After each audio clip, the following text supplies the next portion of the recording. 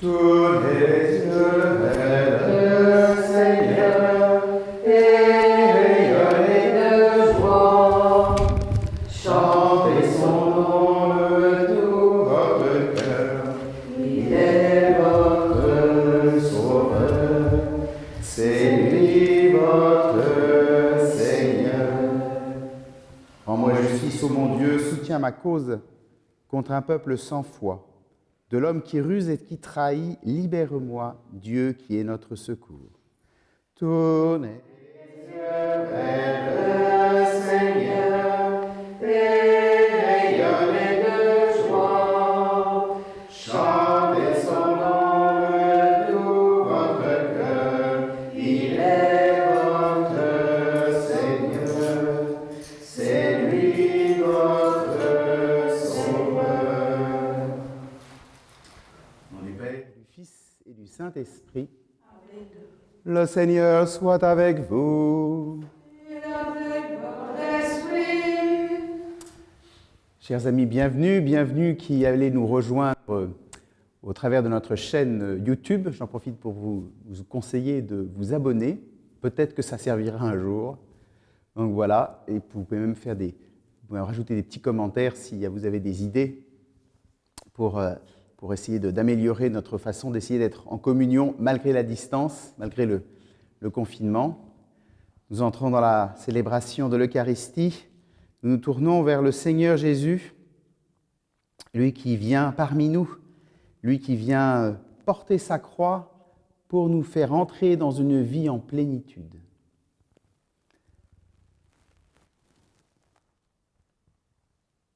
Je confesse à Dieu Tout-Puissant, je reconnais devant mes frères que j'ai péché en pensée, en parole, par action et par omission. Oui, j'ai vraiment péché.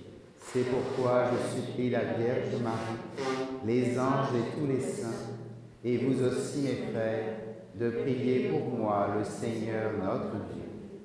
Que Dieu Tout-Puissant nous fasse miséricorde, qu'il nous pardonne nos péchés et nous conduise à la vie éternelle. Amen. Seigneur, prends pitié, Seigneur, prends pitié, Seigneur, prends pitié. Ô Christ, prends pitié, ô Christ, prends pitié, ô Christ, prends pitié. Seigneur, prends pitié, Seigneur, prends pitié, Seigneur, prends pitié. Prions le Seigneur.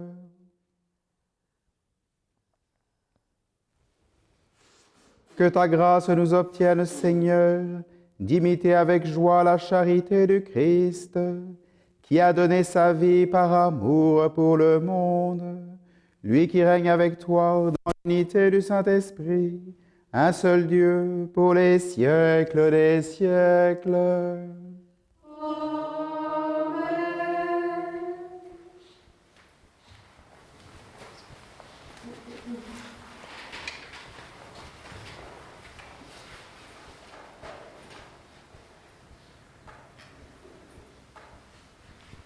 Lecture du livre du prophète Ézéchiel. Ainsi parle le Seigneur Dieu. Je vais ouvrir vos tombeaux et je vous en ferai remonter, ô mon peuple, et je vous ramènerai sur la terre d'Israël. Vous saurez que je suis le Seigneur quand j'ouvrirai vos tombeaux et vous en ferai remonter, ô mon peuple. Je mettrai en vous mon esprit et vous vivrez. Je vous donnerai le repos sur votre terre. Alors vous saurez que je suis le Seigneur, j'ai parlé et je le ferai. Oracle du Seigneur. Parole du Seigneur. Près du Seigneur est l'amour, près de lui abonde le rachat. Près du Seigneur est l'amour, près de lui abonde le rachat. Des profondeurs, je crie vers toi, Seigneur. Seigneur, écoute mon appel, que ton oreille se fasse attentive au cri de ma prière. Près du Seigneur est l'amour, près de lui abonde le rachat. Si tu retiens les fautes, Seigneur, Seigneur, qui subsistera? Mais près de toi se trouve le pardon pour que l'homme te craigne. Près du Seigneur est l'amour, près de lui abonde le rachat. J'espère le Seigneur de toute mon âme. Je l'espère et j'attends sa parole. Mon âme attend le Seigneur, plus qu'un veilleur ne guette l'aurore. Près du Seigneur est l'amour, près de lui abonde le rachat. Oui, près du Seigneur est l'amour, près de lui abonde le rachat. C'est lui qui rachètera Israël de toutes ses fautes. Du Seigneur est l'amour, près de lui abonde le rachat.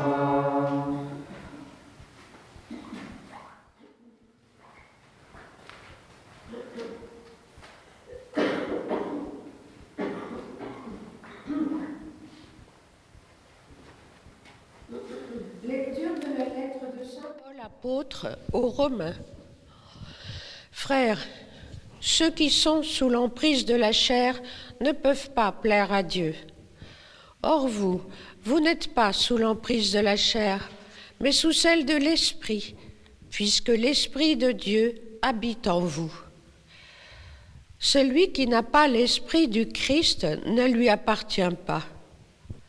Mais si le Christ est en vous, le corps, il est vrai, reste marqué par la mort à cause du péché, mais l'Esprit vous fait vivre, puisque vous êtes devenus des justes. Et si l'Esprit de celui qui a ressuscité Jésus d'entre les morts habite en vous, celui qui a ressuscité Jésus, le Christ, d'entre les morts, donnera aussi la vie à vos corps mortels par son Esprit qui habite en vous. Parole du Seigneur.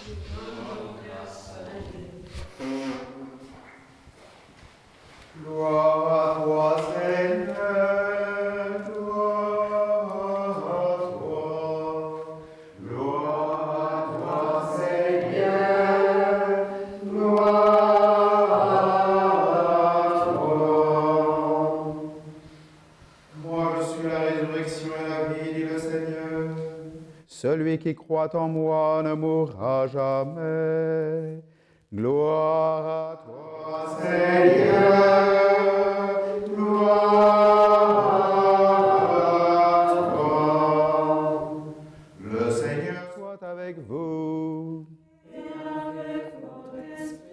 Évangile de Jésus-Christ selon saint Jean.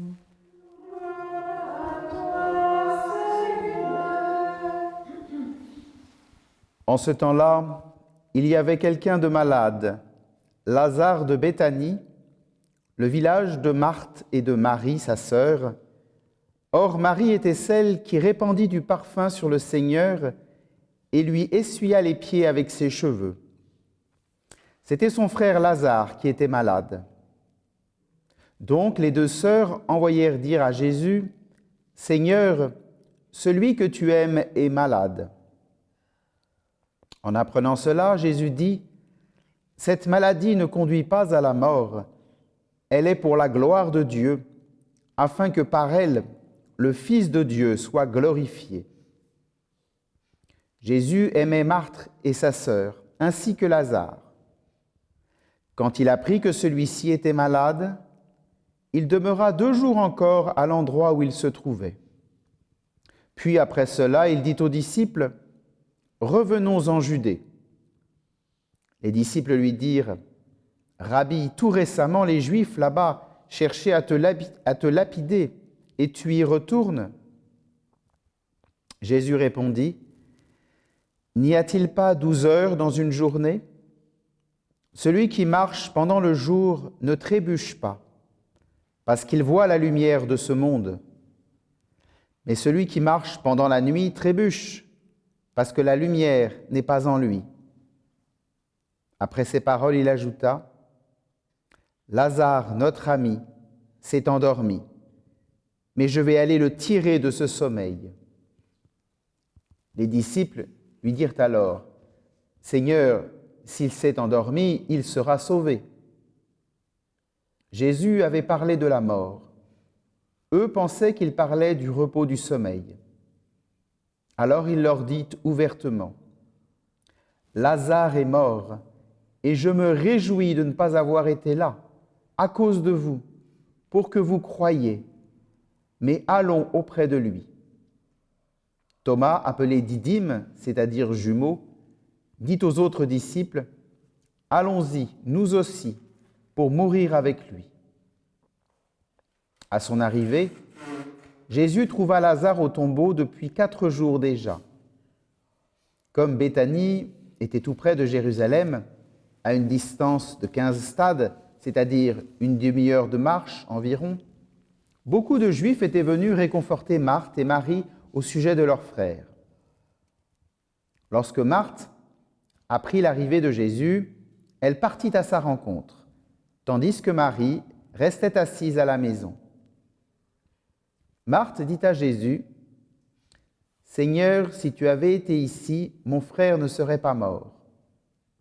Mais maintenant encore, je le sais, tout ce que tu demanderas à Dieu, Dieu te l'accordera. » Jésus lui dit, « Ton frère ressuscitera. » Marthe reprit, « Je sais qu'il ressuscitera à la résurrection, au dernier jour. » Jésus lui dit, « Moi, je suis la résurrection et la vie. Celui qui croit en moi, même s'il meurt, vivra. Quiconque vit et croit en moi ne mourra jamais. Crois-tu cela ?» Elle répondit, « Oui, Seigneur, je le crois. Tu es le Christ, le Fils de Dieu.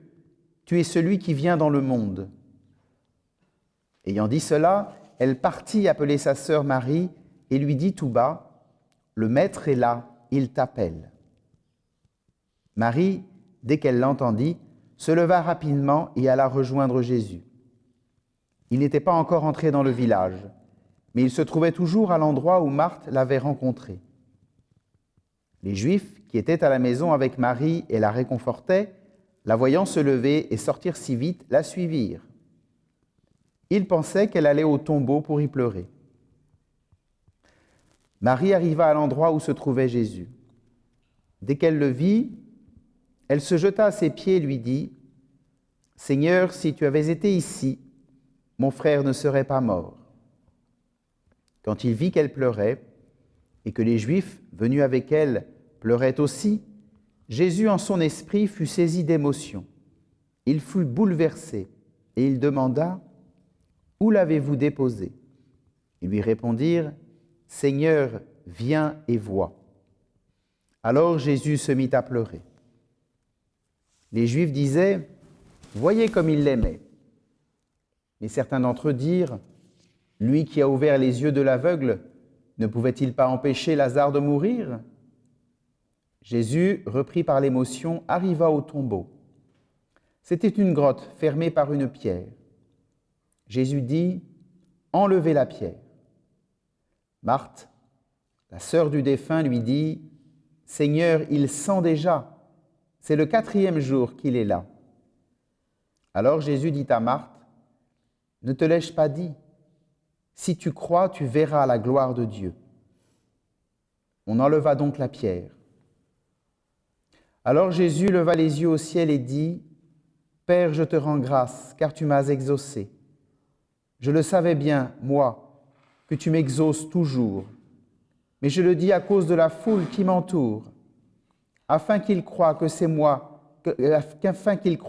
toi qui m'as envoyé. » Après cela, il cria d'une voix forte, « Lazare, viens dehors. » Et le mort sortit, les pieds et les mains liés par des bandelettes, le visage enveloppé d'un suaire. Jésus leur dit, « Déliez-le et laissez-le aller. » Beaucoup de Juifs qui étaient venus auprès de Marie et avaient donc vu ce que Jésus avait fait, crurent en lui. Acclamons la parole de Dieu. Louange à toi, Seigneur Jésus.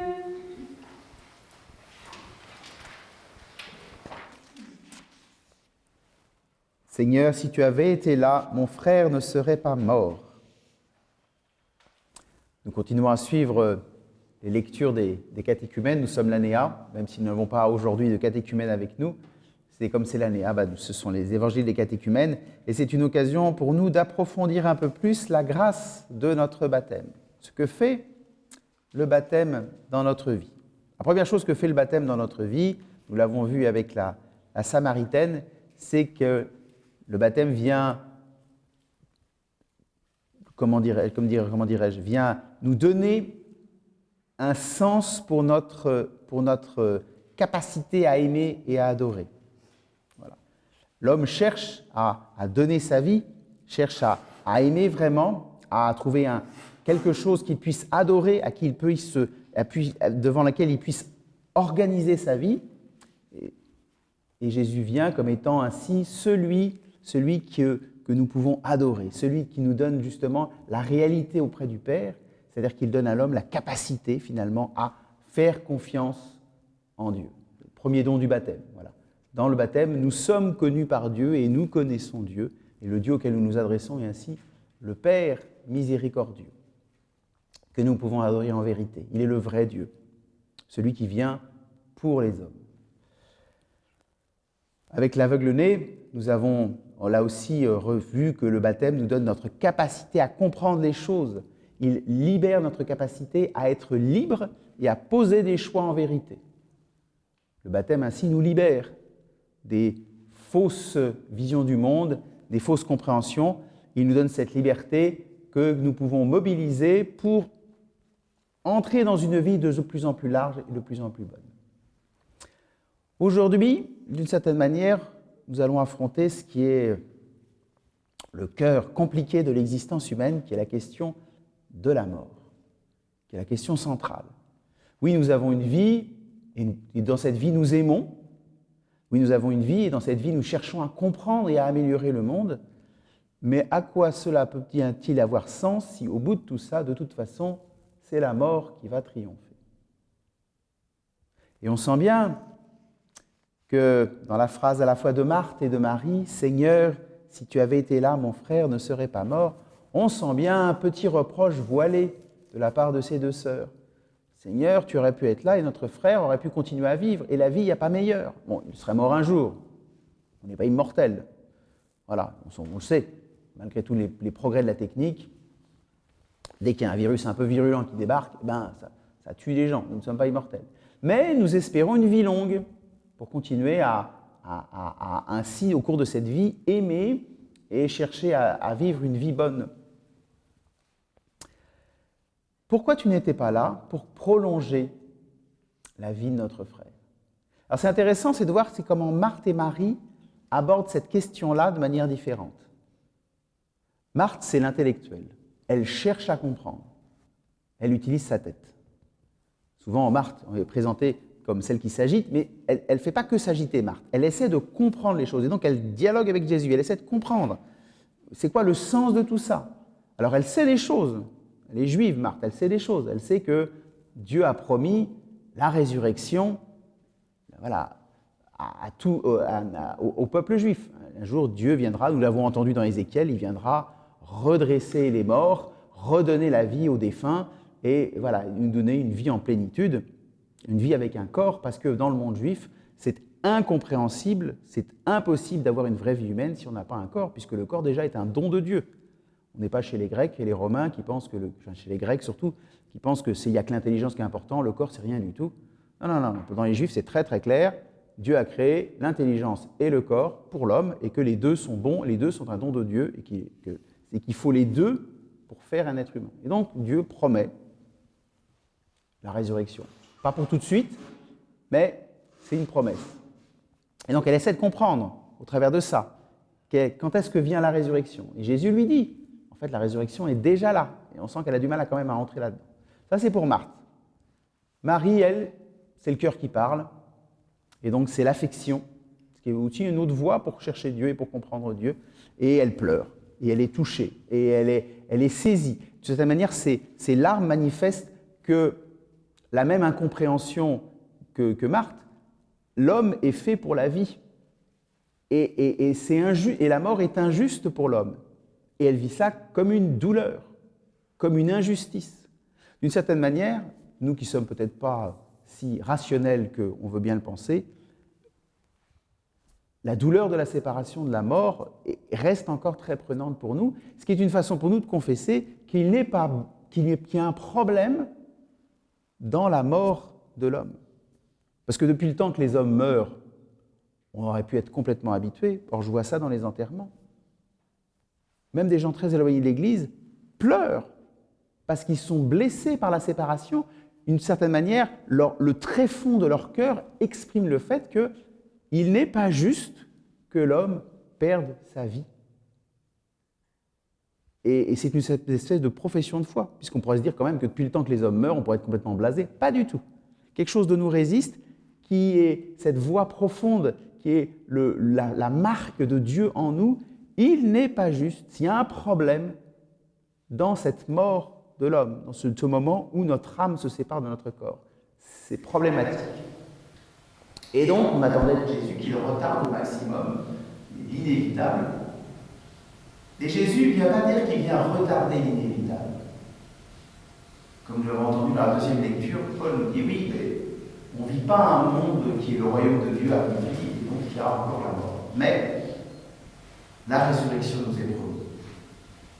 Et le baptême, notre baptême, il vient mettre dans notre corps lui-même, c'est pour ça que les sacrements que nous les recevons à travers notre corps. Notre corps est baigné par l'eau du baptême. Dans l'Eucharistie, nous recevons le corps de Christ et nous le goûtons et nous le mangeons. Même si, malheureusement, dans cette époque de confinement, beaucoup sont privés de cette sensation physique de recevoir le corps de Christ, mais une façon de comprendre qu'effectivement, nous avons un corps et que ce corps-là, en fait, c'est au travers de ce corps-là que nous vivons notre vie humaine. Et le Christ vient manifester « Je viens pour que les corps aient la vie ». Alors, pas tout de suite, c'est sûr. Ce n'est pas encore la résurrection, mais déjà, quelque chose de la résurrection est à l'œuvre dans notre existence. Quelque chose de cette grâce que le Christ promet. Ce n'est pas encore là, c'est en espérance, mais pour les chrétiens, la résurrection est à l'œuvre. C'est ça que le Seigneur Jésus vient promettre, c'est ça que d'une certaine manière, nous vivons depuis notre baptême. Le corps que le Seigneur nous a donné, ce corps-là, n'est pas promis à la destruction et à être finalement jeté après ça dans un coin et puis disparaître. Notre corps est promis à la résurrection. Notre corps est promis à une vie en plénitude ce jour-là où notre âme et notre corps seront réunis. Comment est-ce que c'est possible que ce qui va être décomposé, parce que la majorité de nos décors, c'est ce qui va se passer, comment est-ce possible que nos corps décomposés puissent un jour être reconstitués pour pouvoir ensuite recevoir notre âme et être ainsi transformés dans un corps glorieux? Comment c'est possible là? D'une certaine manière, on est un peu comme Marthe. On voit l'évidence de la réalité corporelle qui s'abîme. Voilà, Seigneur, on ne va pas ouvrir le tombeau. Enfin, là, il est en train de décomposer. Ça va sentir la décomposition. Ça fait 4 jours qu'il est là-dedans. Tu te rends compte, on enveloppe, il sent. Enfin, ça va pas être joyeux. Et on est un peu comme Marthe. Et Jésus nous dit toujours la même chose. Je ne t'explique pas comment ça va se passer. Crois seulement. Crois seulement parce qu'au fond de toi, tu as cette conviction profonde que Dieu veut nous sauver. Et pas nous sauver un peu, nous sauver pleinement, nous sauver entièrement. Nous sauver pour avoir ainsi un jour de nouveau, ce corps physique, ce corps de chair, qui sera bien sûr devenu un corps glorieux, c'est-à-dire un corps qui ne subit plus ni la vieillesse, ni la souffrance, ni la douleur. Le Seigneur Jésus ne vient pas nous réincarner. Mais ce sera bien un corps. Comme le Seigneur Jésus, on voit au moment de la résurrection, a bien un corps. C'est à la fois pleinement son corps de chair, et en fait c'est aussi un corps de chair qui a reçu une grâce, une puissance de vie, qui est la grâce de la résurrection, qui fait que ce corps est aussi différent. Une façon aussi pour nous de comprendre à quel point le corps physique a une place centrale dans le christianisme. Souvent on fait reproche aux chrétiens d'être un peu des intellectuels, des spirituels, voilà, un peu planant au-dessus des réalités de ce monde. Il n'y a pas de reproche plus faux, il n'y a qu'à voir toute l'histoire de l'Église, à quel point l'Église s'est donné du mal pour justement venir en aide aux plus pauvres, aux plus faibles, chercher à essayer de trouver les moyens d'aider le pauvre corps des hommes. On est très très loin de mépriser le corps dans le christianisme. C'est encore vrai à l'heure actuelle. Combien de chrétiens qui sont médecins, infirmières, sages-femmes, qui sont dans le monde de la santé, qui prennent soin du corps. Et d'une certaine manière, nous aussi, chrétiens, dans notre vie actuelle, nous essayons de prendre soin de tous les corps, en prenant soin justement d'aider les enfants et les plus jeunes à grandir, voilà, que leur corps grandisse. Comment nous aidons, nous avons ainsi des chrétiens qui vont visiter les maisons de retraite. Alors on ne peut plus le faire maintenant, et c'est un vrai déchirement. On ne peut plus aller voir nos frères et sœurs aînés, âgés.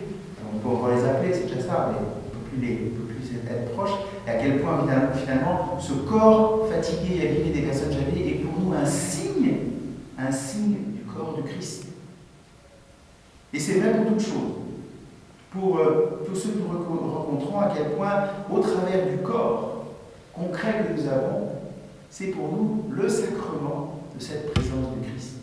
C'est pas pour rien si dans Saint Matthieu, Dieu dira, et il prendra que des choses qui ont un rapport au corps. Vous qui m'avez donné à manger, vous qui m'avez donné à boire, vous qui m'avez vêtu, vous qui m'avez accueilli, voilà, vous qui êtes venus me visiter, vous qui êtes venus me rencontrer. Tout ça, c'est la personne dans la réalité de son corps que l'on accueille, que l'on protège. Oui, le corps est faible et petit, mais c'est justement pour cela qu'il faut le recevoir avec une grande douceur et une grande bienveillance. Parce que ce corps faible et petit, ce corps qui nous paraît finalement pas grand-chose, parce qu'il n'est pas aussi beau qu'on voudrait, ou aussi en forme qu'on voudrait, ou aussi en bonne santé qu'on voudrait, mais c'est ce corps-là et pas un autre, pas un corps rêvé idéal, c'est ce corps-là qui est promis à la résurrection. Depuis notre baptême, depuis le jour où la grâce de la résurrection est entrée dans notre vie, a touché notre front et un peu de nos membres. Le jour où finalement le Christ nous a promis le corps que tu donnes pour être un membre de l'Église, ce corps-là ne sera pas perdu. Je te le rendrai à la résurrection. Dès aujourd'hui, l'œuvre de la résurrection est déjà là, dans ton propre corps. Tu ne le comprends pas, et d'une certaine manière, c'est sûr que personne ici ne peut le comprendre. C'est pas parce qu'on fait des longues études en théologie ou de courtes, ça dépend comment on s'y prend, qu'on comprend mieux comment c'est possible. Mais le Christ n'est pas là pour nous dire comment il va s'y prendre. Il nous dit d'avoir foi en sa capacité à rendre ce qui est essentiel pour nous, la vie, et la vie en plénitude. Moi, je suis la résurrection et la vie. Celui qui croit en moi, même s'il meurt, vivra. Et tout homme qui vit et croit en moi ne mourra jamais. Amen. Amen.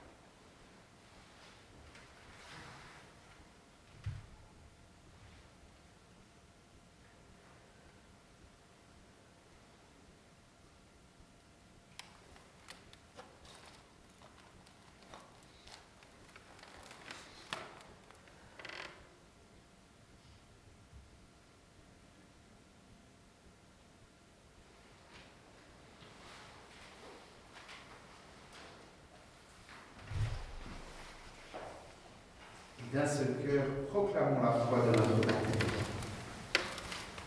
Je crois en Dieu, le Père Tout-Puissant, Créateur du ciel et de la terre, et en Jésus-Christ, son Fils unique, notre Seigneur, qui a été conçu du Saint-Esprit, est né de la Vierge Marie, a souffert sous Ponce Pilate, a été crucifié, est mort et a été enseveli, est descendu aux enfers, le troisième jour est ressuscité des morts, est monté aux cieux, est assis à la droite de Dieu, le Père Tout-Puissant, d'où il viendra juger les vivants et les morts. Je crois en l'Esprit Saint, à la Sainte Église catholique, à la communion des saints, à la rémission des péchés, à la résurrection de la chair, à la vie éternelle. Amen. À l'approche des solennités pascales, prions le Seigneur de façon plus pressante, afin que l'univers entier bénéficie davantage des richesses du mystère du salut. Entends nos prières, entends nos voix, entends nos prières, montez vers toi. Je mettrai en vous mon esprit et vous vivrez. Seigneur, tu as manifesté à ton peuple que tu es leur Dieu, le Dieu de l'amour, le Dieu de la vie. Aide ton Église, notamment celle de Chine, à témoigner de ton amour, toi le Dieu de vie, durant cette crise sanitaire. Prions. Entends nos prières.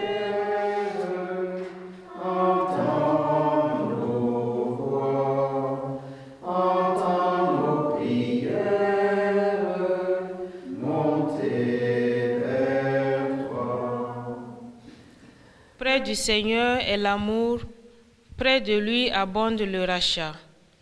Seigneur, augmente la foi de chaque baptisé en ton amour miséricordieux. Aide chacune de nous à aimer leurs plus proches comme ils sont pendant ce carême 2020. Prions.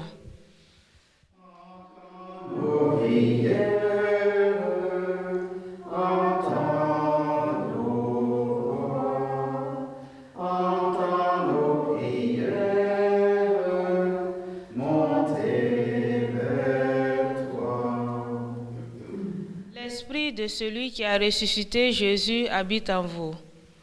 Seigneur, que l'Esprit Saint maintienne disponibles et énergiques tous les soignants et tous les chercheurs scientifiques qui luttent pour la survie de leurs frères et sœurs durant ce temps de pandémie. Prions. Nos prières.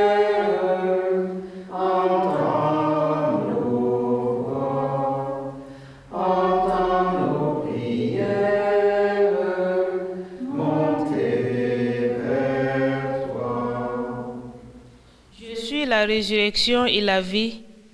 Seigneur, fais entendre ta parole de consolation aux familles en deuil à cause du coronavirus, que chacune s'appuie sur ta parole pour faire face à l'épidémie de la peur. Prions.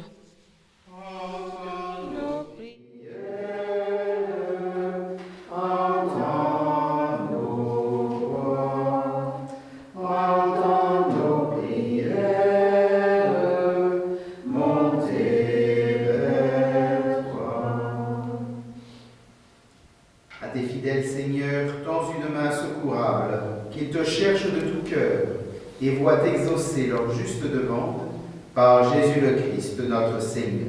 Amen.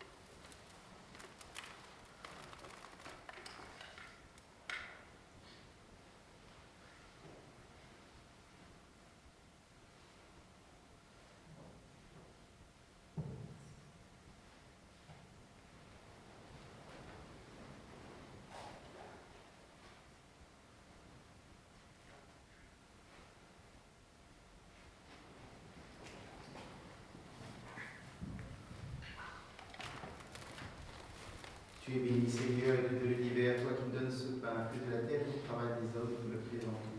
Il deviendra le pain de la vie. Béni soit Dieu, maintenant et toujours.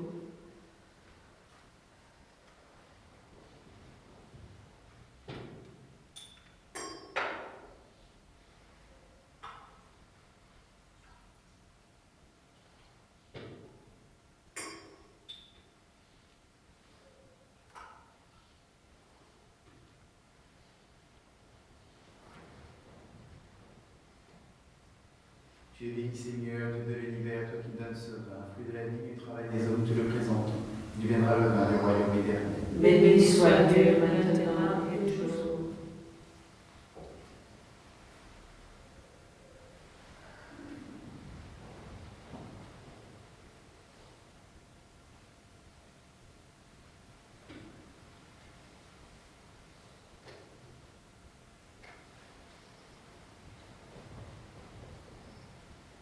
Prions ensemble, au moment d'offrir le sacrifice de toute l'Église. Voilà la gloire de Dieu et le salut du monde. Exauce tes serviteurs, Dieu Tout-Puissant. Tu les as initiés à la foi chrétienne, qu'ils soient purifiés par ce sacrifice, par Jésus le Christ, notre Seigneur. Amen. Le Seigneur soit avec vous. Et avec votre esprit, Élevons notre cœur. nous le tournons vers le Seigneur. Rendons grâce au Seigneur notre Dieu. Cela est juste et bon. Vraiment, il est juste et bon de te rendre gloire, de t'offrir l'action de grâce, toujours et en tout lieu. À toi, Père très saint, Dieu éternel et tout-puissant, par le Christ notre Seigneur. Il est cet homme plein d'humanité qui a pleuré sur son ami Lazare. Il est Dieu, le Dieu éternel, qui fit sortir le mort de son tombeau. Ainsi, dans sa tendresse pour les hommes, il nous conduit par les mystères de sa Pâque jusqu'à la vie nouvelle. C'est par lui que les anges assemblés devant toi adorent ta sainteté. Laisse donc nos voix se joindre à leur louange pour chanter et proclamer. Saint, Saint, Saint, le Seigneur, Dieu de l'univers, le ciel et la terre sont remplis de ta gloire. Hosanna au plus haut des cieux. Béni soit celui qui vient au nom du Seigneur. Hosanna au plus haut des cieux. Père infiniment bon, toi vers qui monte de louanges, nous te supplions par Jésus-Christ, ton Fils, notre Seigneur, d'accepter et de bénir ces offrandes saintes. Nous te les présentons avant tout pour ta sainte Église catholique. Accorde-lui la paix et protège-la. Daigne la rassembler dans l'unité et la gouverner par toute la terre. Nous les présentons en même temps pour ton serviteur, notre pape François, pour notre évêque Éric, son auxiliaire Bruno, et tous ceux qui veillent fidèlement sur la foi catholique reçue des apôtres. Souviens-toi, Seigneur, de tous tes serviteurs, de tous les paroissiens de Saint-Joseph et de tous ceux qui sont ici réunis, dont tu connais la foi et l'attachement.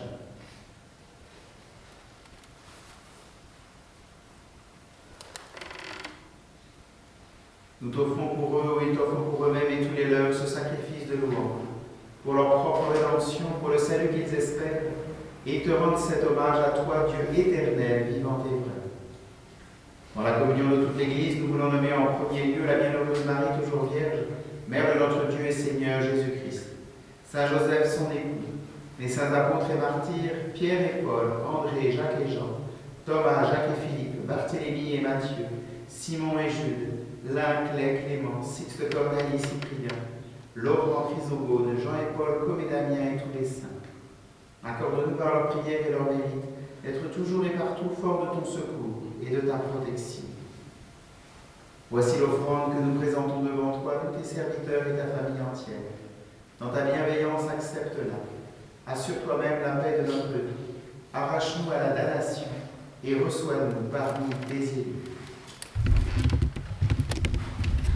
Sanctifie pleinement cette offrande par la puissance de ta bénédiction.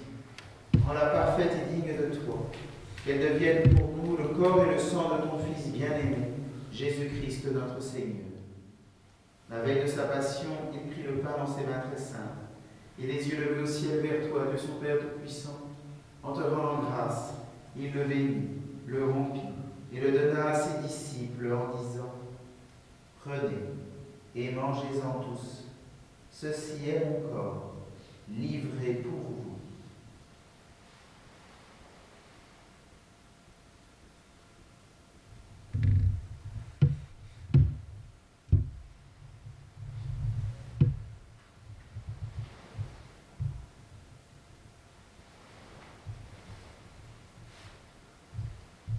De même, à la fin du repas, il prit dans ses mains cette coupe incomparable. Et te rendant grâce à nouveau, il la bénit et la donna à ses disciples en disant : Prenez et buvez-en tous, car ceci est la coupe de mon sang, le sang de l'alliance nouvelle et éternelle, qui sera versé pour vous et pour la multitude en rémission des péchés. Vous ferez cela en mémoire de moi.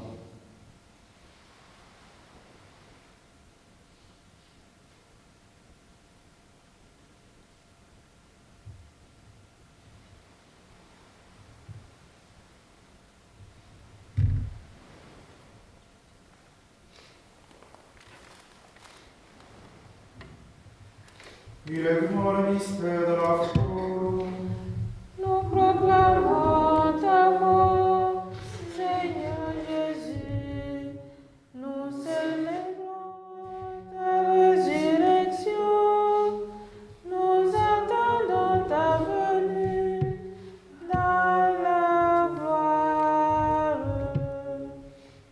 C'est pourquoi nous aussi, tes serviteurs et ton peuple saint avec nous, faisant mémoire de la passion bienheureuse de ton Fils, Jésus-Christ notre Seigneur, de sa résurrection du séjour des morts et de sa glorieuse ascension dans le ciel, nous te présentons, Dieu de gloire et de majesté, cette offrande prélevée sur les biens que tu nous donnes. Le sacrifice pur et saint, le sacrifice parfait, pain de la vie éternelle et coupe du salut. Et comme il t'a plu d'accueillir les présents d'Abel le juste, le sacrifice de notre Père Abraham et celui que t'offrit Melchisédek ton grand prêtre, en signe du sacrifice parfait, regarde cette offrande avec amour et dans ta bienveillance, accepte-la.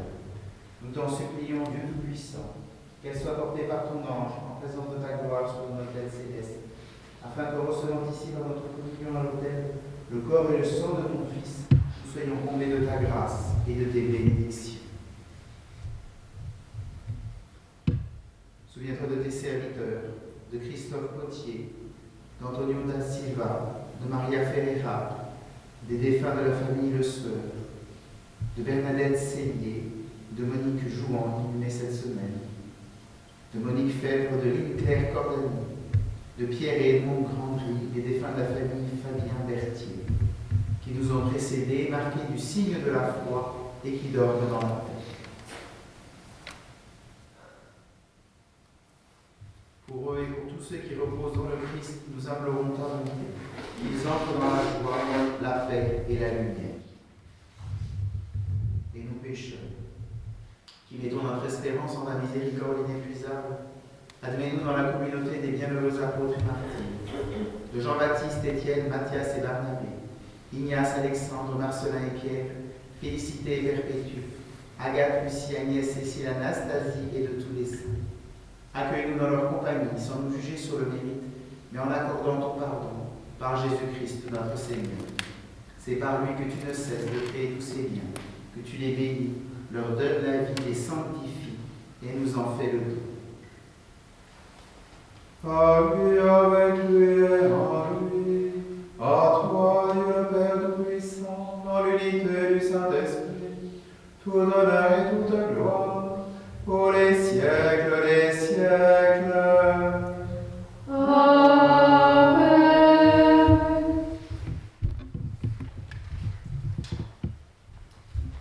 Comme nous l'avons appris du Sauveur, et selon son commandement, nous oserons dire Notre Père qui es aux cieux, que ton nom soit sanctifié, que ton règne vienne, que ta volonté soit faite sur la terre comme au ciel.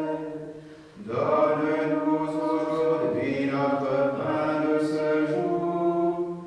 Pardonne-nous nos offenses, comme nous pardonnons aussi à ceux qui nous ont offensés.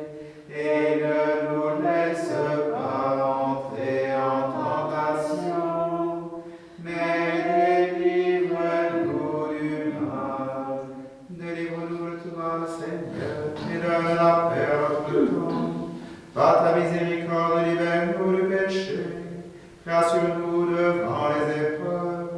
En cette vie où nous espérons le bonheur que tu promets, et l'avènement de Jésus-Christ, notre Sauveur. À toi le règne, à toi la puissance et la gloire, pour les siècles des siècles. Seigneur Jésus-Christ, tu as dit à tes apôtres, je vous laisse la paix, je vous donne ma paix. Ne regarde pas nos péchés, mais la foi de ton Église.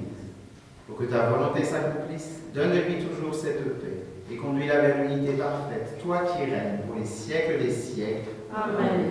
Que la paix du Seigneur soit toujours avec vous. Et avec votre esprit.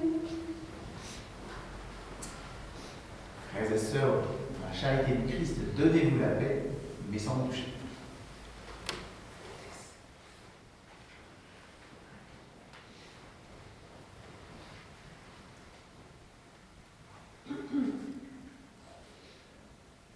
Agneau de Dieu, qui enlève le péché du monde, prends pitié de nous.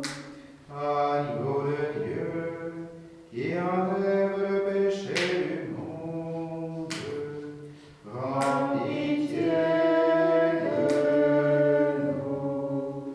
Agneau de Dieu, qui enlève le péché du monde, donne-nous la paix.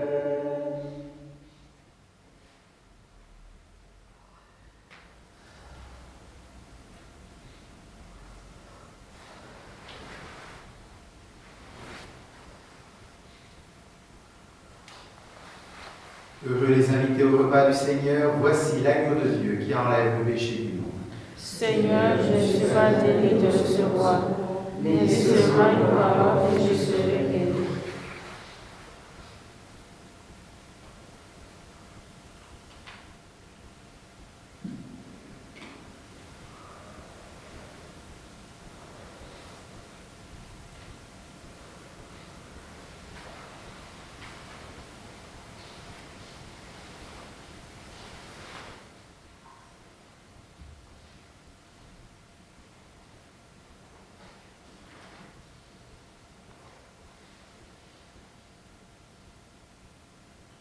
Tout homme qui vit et croit en moi, dit le Seigneur, ne mourra jamais.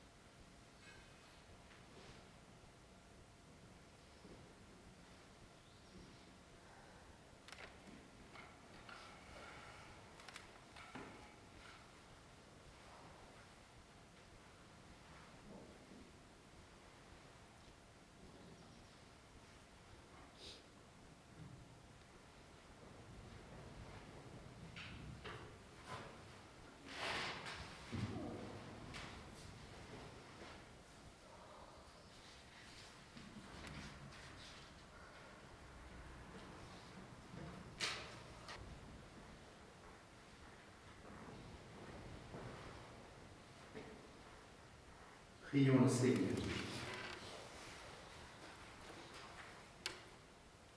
Accorde-nous, Dieu Tout-Puissant, d'être toujours comptés parmi les membres de Christ, nous qui communions à son corps et à son sang, lui qui règne maintenant et pour les siècles des siècles.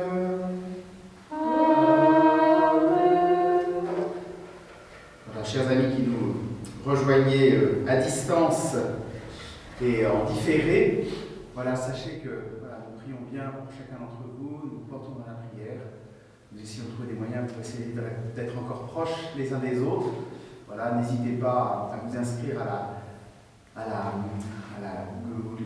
au groupe de diffusion qui essaie de collecter un maximum de mails pour essayer d'être en contact les uns avec les autres. Pour ça, c'est très simple, il faut aller sur le site de la paroisse et dans l'onglet Nous contacter. Il y a une boîte aux lettres automatique, on met son mail et puis un peu, voilà, je vous dire, voilà, je veux bien faire partie de la groupe diffusion, un petit carré pour mettre le texte, voilà, donc ainsi nous pouvons nous soutenir les uns les autres, partager, je fais une vidéo à peu près tous les jours pour aider les paroissiens à continuer à prier. Nous échangeons ce groupe échange aussi des prières, voilà, c'est un moyen assez simple. N'oubliez pas aussi d'essayer de regarder autour de vous s'il y a des personnes un peu isolées qui auraient besoin d'aide, voilà, pour faire remonter ça soit à la mairie, soit voilà, à la paroisse, pour qu'on puisse voir ce qu'on peut faire, pour qu'on puisse vivre un carême de plus en plus solidaire, malgré les difficultés qui sont nôtres. Voilà, je crois que j'ai à peu près dit tout ce que je voulais dire. Les informations, elles sont ou sur le site ou dans la chaîne YouTube. Et puis voilà. Voilà, très chers amis, malgré la distance et chacun d'entre vous que je bénis plus particulièrement à la fin de cette messe, le Seigneur soit avec vous. Et avec votre esprit. Que Dieu Tout-Puissant vous bénisse, le Père, le Fils et le Saint-Esprit.